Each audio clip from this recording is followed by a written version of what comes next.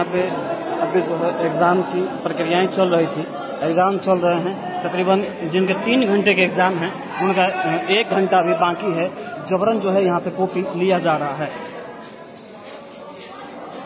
भारत बंद के आह्वान पर यहाँ पे लगातार जो है कि छात्र नेताओं के द्वारा जो छात्रों को परेशान किया जा रहा है और छात्रों के साथ बदसलूकी की जा रही है। आप देख सकते हैं ये सीधी तस्वीर किस तरीके से आपको दिख रहा है। सर हमारा समय तो बचा हुआ है ना सर, ये तो कोई बात नहीं है ना सर। कॉलेज प्रशासन कहाँ चले गए? कॉलेज प्रशासन तो आना चाहिए ना उनको, तो यहाँ तो कोई प्रशासन नहीं है सर। यहाँ कोई प्रशासनिक सुविधाएं नहीं। देख सकते हैं किस तरीके से कॉपी छीना गया।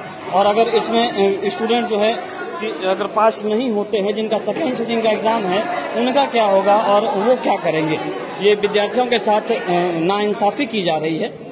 ये साफ तौर पे हम देख सकते हैं कि ये विद्यार्थियों के साथ नाइंसाफी की जा रही है। ये सवाल का जवाब ही नहीं है और कॉलेज प्रशासन यहाँ पे कोई नहीं है।